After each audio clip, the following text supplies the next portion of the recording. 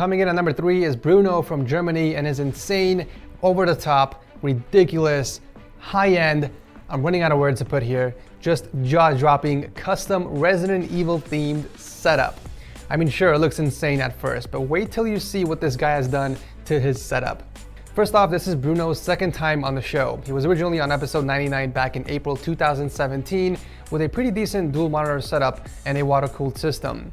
But after a few weeks, the episode went live, Bruno started to create his new setup that you see here, which took him about 15 months to finish. He's calling it the Modular Hybrid Game Desk, and he even included a full PDF file on how he went about designing and building it from the very beginning. Okay, let's take a closer look at the setup, starting with the displays. So we have 3 monitors mounted on a custom backboard, with the middle being an ultrawide from Acer, and then we have a 49-inch LG TV up top as an overhead. On that custom backboard, he also mounted a soundbar and a couple of wall shelves holding up Star Wars mini drones, and then above that we got some RGB hexagon panels. All of these have been added with symmetry in mind, as you can clearly see. The desk, which was custom built, is actually separated into different modules, and it has a glass top which can be lifted up. The left side has a water-cooled PS4 Pro built in, while the right side holds the main water-cooled PC. But we'll get to those in a bit. In the center, we have the Drevo Blademaster Pro keyboard and a Logitech G Nano 3 mouse, both of which are wireless, which makes sense on a glass top. Now, there are also 2 keycards on that desk. I want you guys to remember that because they play an important role in this setup. Other than the soundbar, he also has 2 massive speakers sandwiching the desk and a pair of Sennheiser Game Zero headphones that he uses for gaming, which he keeps underneath the desk. He also stores his VR controllers under here with a built-in power strip that opens up by pressing the white button.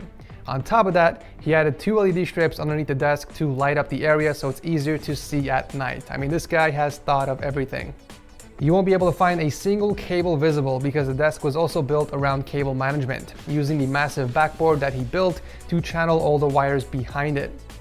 He also built a hidden compartment right underneath the main display where he can store charging cables when he's not using them. The cables for his keyboard and mouse are also in here since he doesn't like gaming wirelessly. Okay, remember those keycards from earlier? Well, one of them is used to turn on his PC simply by bringing a card over the ID scanner that he built inside his desk. The PC, of course, is water-cooled with a Resident Evil theme, and he stuck with the green coolant to mimic the T-virus. Very clever. Also, all the drawers on that module open up by pressing the buttons located on the side of the desk. Super convenient. Now you might ask yourself, what is the wall-mounted PC for then, if he already has one built inside the desk? Well, he actually has that hooked up to the top display, and he uses that system separately from the water-cooled system inside the desk. And it got a huge makeover since he submitted the pictures for Setup Wars. He flushed the system and poured in fresh pink coolant and extra mods done to it to improve the overall aesthetics of the build, like custom-made covers for the PSU cables, a custom Cyberpunk GPU backplate, and a dope custom LED logo right above the reservoir, which is also integrated with the rest of the lighting of the PC. Okay, so back to the desk. On the left side is where the console setup is. He took apart his PS4 Pro, he painted the motherboard housing and water-cooled it while sticking with the T-virus theme once again. I also love how he put the optical drive closer to the side of the desk, that way you can insert the disc from the outside. Very clever. Now to open the drawers on this side, the keycard is also required, but with an additional secret PIN code. Why the extra security for this side, you might ask?